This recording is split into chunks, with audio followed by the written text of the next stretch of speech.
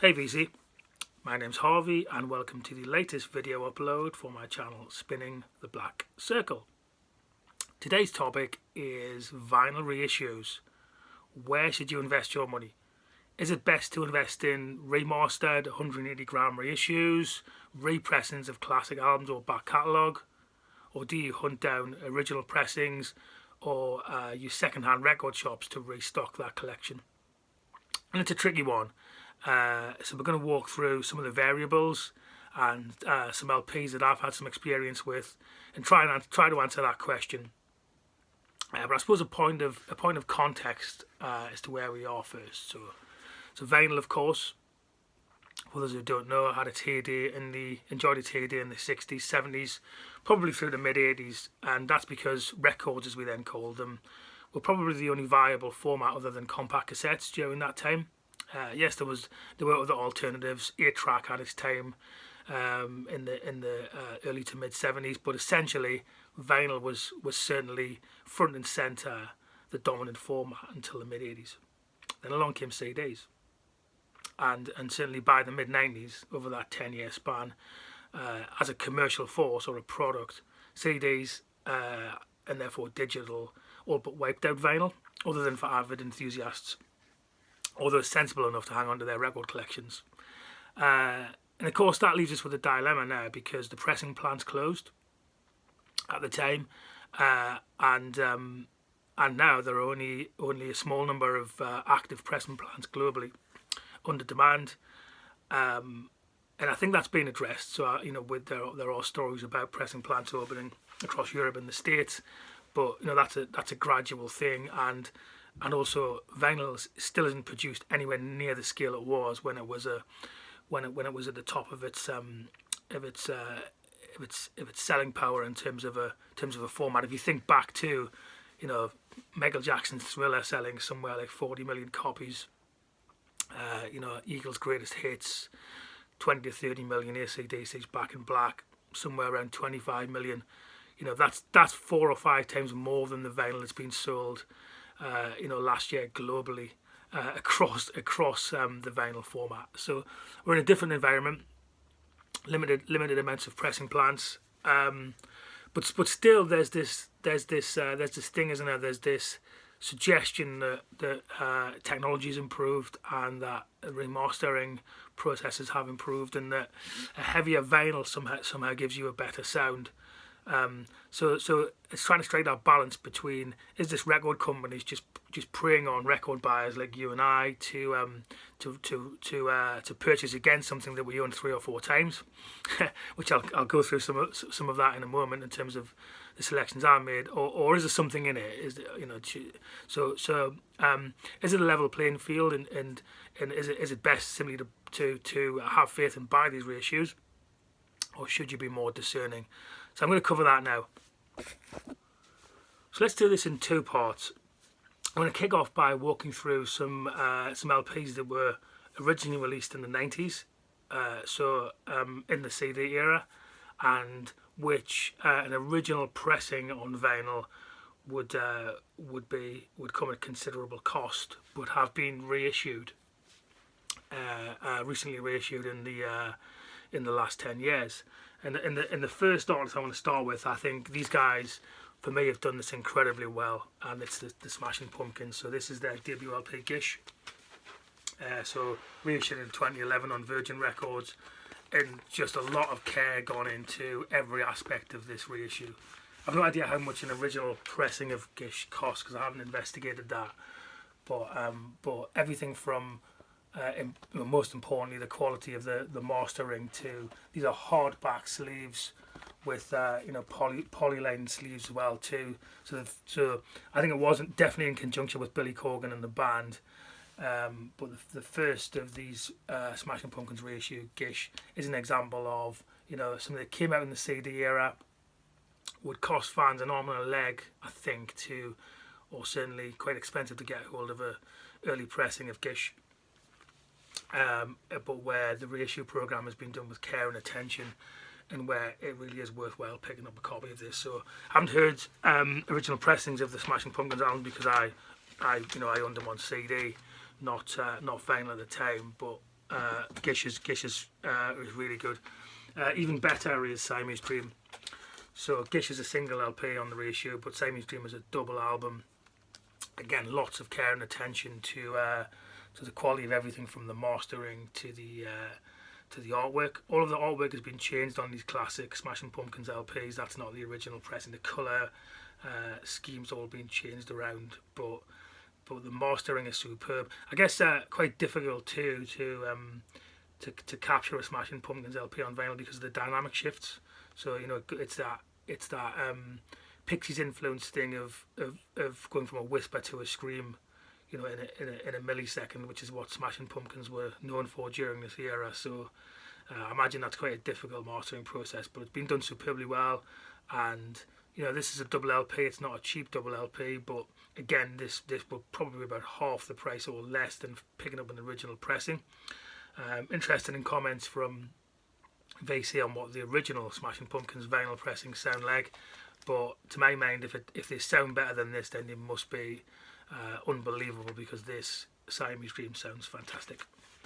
And that's also true of Adore. So Adore was their last classic LP certainly of that era with the band. It was recorded at a time when the band were going through some hard times with I think the drummer was suffering from heroin addiction. Billy Corgan, one of his parents, had died, I think either just prior or during the recording of Adore.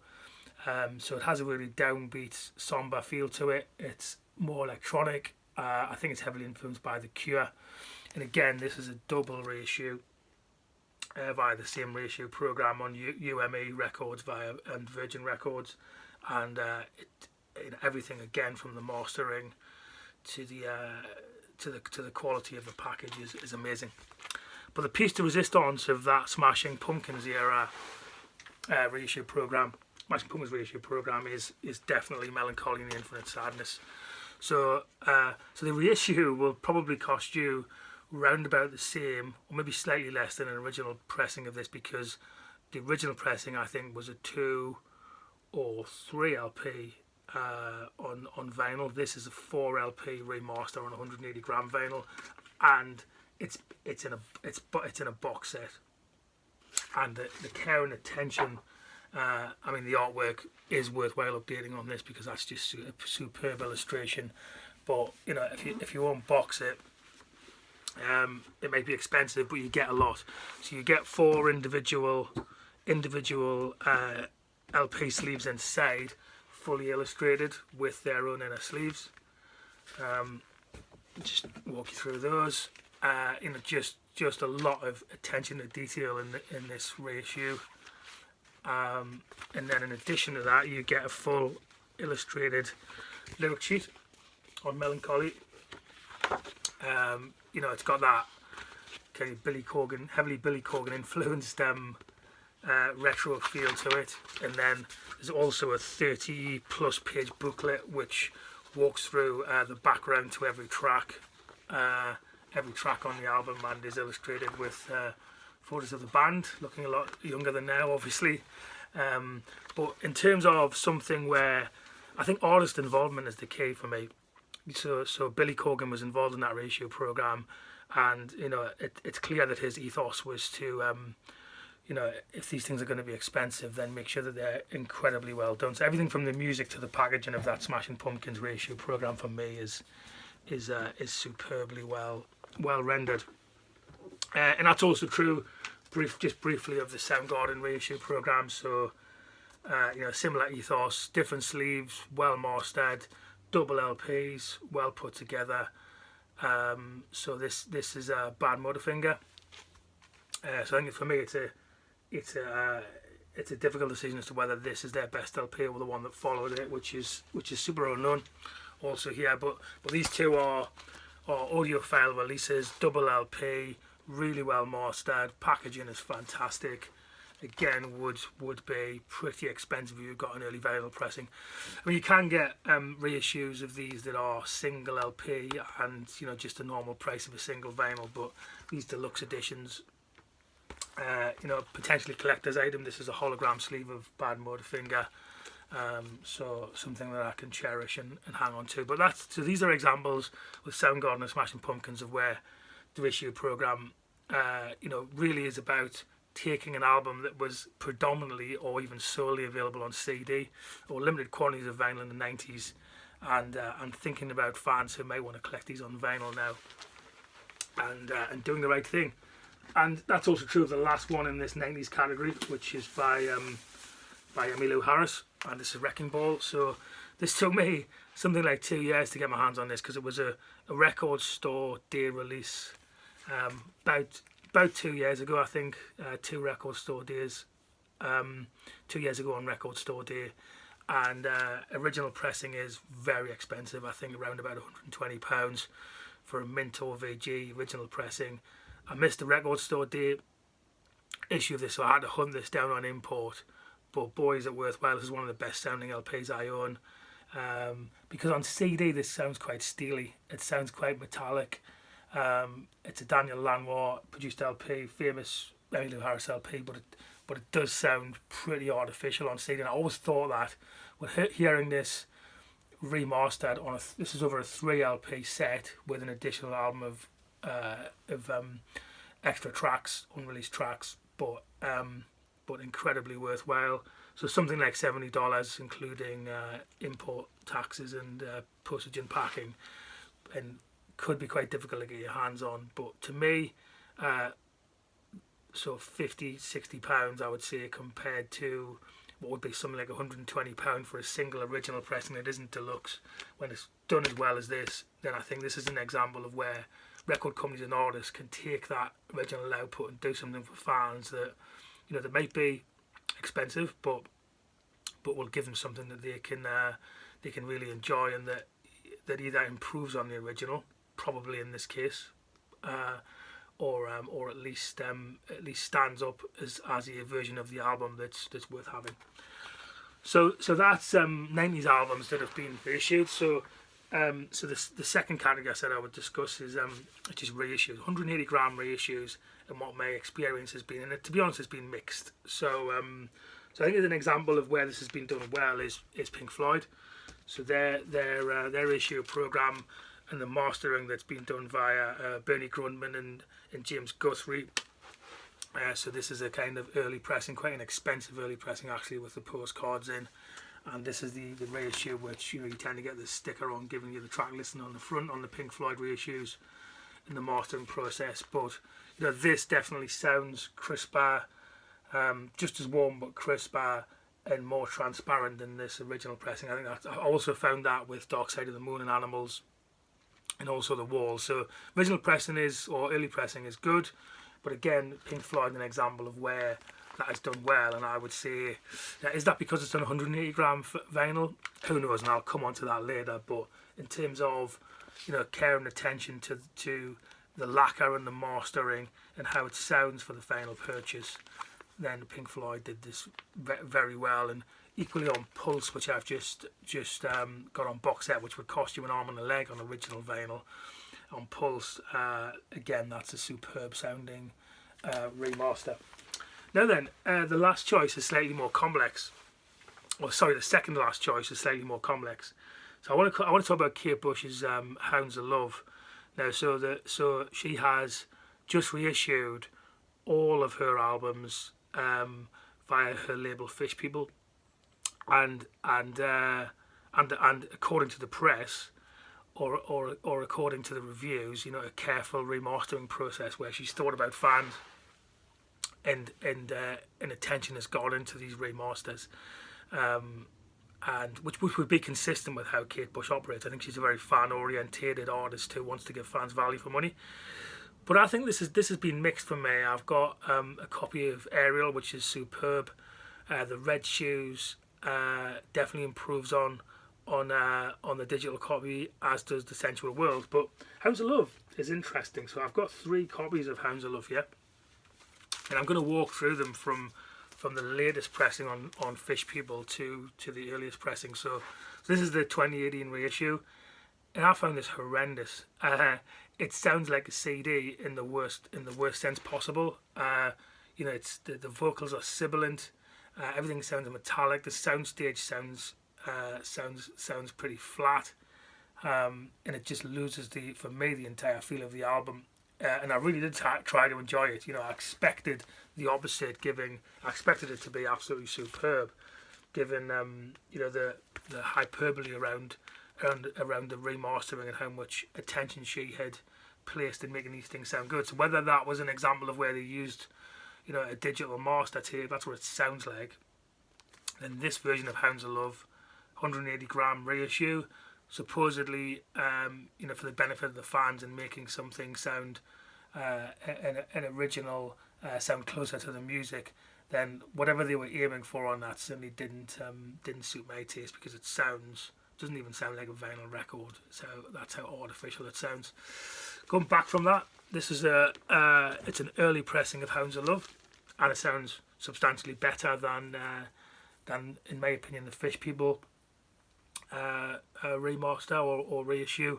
The challenge I have with this one is just that it's not in great condition. I'd say it's in good condition. So given certainly the quiet passages and in the second side of this, the ninth wave, which is the suite of songs, it's quite difficult to enjoy an album when there are lots of pops and crackles or interruptions. There's no scratches on it that would jump the record, jump the needle. But that one's still sounds better than the Fish People reissue, but it's not in great condition. My pride and joy is this. I think it's an original pressing of Hounds of Love, and this sounds amazing. So it might even be the same pressing or a similar pressing to the last one, but it's in great condition, and everything from the sound stage to the vocals, it just sounds natural. It sounds analog, and it suits the music. So my experience, be interested to hear your views, VC. I'm sure there are a lot of Kate Bush fans in the VC community. So mixed on the reissue program, and this for me an example of that 180 gram reissue is not always better, because if I back to back this pressing with the 180 gram Fish People, I mean, this is just a flimsy, probably 140, 150 gram original pressing, then it's night and day. It doesn't sound like the same LP. All of the dynamics and all of the natural feel to the music has gone from the reissue, and this just blows its socks off. The last LP I'm gonna show you around this 180 gram point. So this is a reissue of Emerson, Lake and Palmer's Brain Salad Surgery. So famous ALP record from the 70s, and this bucks the trend because it's a 140 gram, I think it is, LP. Fantastic cover. This was on the original too, but this gatefold sleeve is just tremendous, isn't it? So it starts off with that kind of robotic thing, and then it opens out into something that looks like something of Avatar. Before Avatar was released even. But the album is really thin. It sounds fantastic. Again, the artists have put a lot of attention to replicating the original with the original poster of that was in Brain Salad Surgery. So a lot of attention to that. Now the interesting thing is a liner note by Greg Lake within this, and his view on the 180 gram versus 200 gram debate is, and I'll just read some of this. So as good as the recorded music may sound, the plastic sound of vinyl does not. The music is distributed by those resonances. Though the thicker record may be stiffer than the thinner one, the resonances are heavier because of the sheer mass of the material, which is not that stiff compared to the dynamic tracking forces. Not that stiff compared to dynamic tracking forces. We know that the needle is accelerated to a few G gravity, and that causes back force resonances in the vinyl material. The more vinyl that is under the needle, the more of these resonances can arise. So Greg Lake's view, supported by Helmut Brinkman in this 2016 reissue of Brain Salad Surgery, is that actually 140 grams is the optimum weight, because the additional weight causes resonances. So the counter argument to that is that 180 gram LPs don't warp, or that somehow the grooves are deeper on 180 gram vinyls, and I think it's probably largely nonsense. I certainly haven't found that on an A to B test, 180 gram is making that sort of sonic difference. And I think this, this may prove a point, because ALP's brain salad surgery, I concur with Greg Lake's view on this. This sounds superb, and I don't imagine that this would be superior just because it was repressed on 180 gram vinyl. So no idea about whether the scientific logic of Greg and Helmut Brinkman in this reissue is accurate, but what I do know is what I hear, and I'm not convinced that 180 gram is adding anything other than it feels nicer and it's a marketing tool.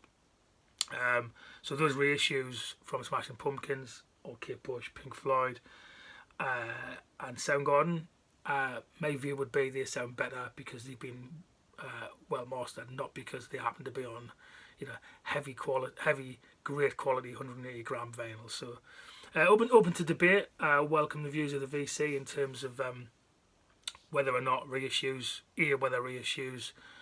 are typically or always or never better than original pressings, but B, what do we think about this 180 gram debate, and is it a marketing tool or something more than that? But anyway, it's been a pleasure. Another post very soon.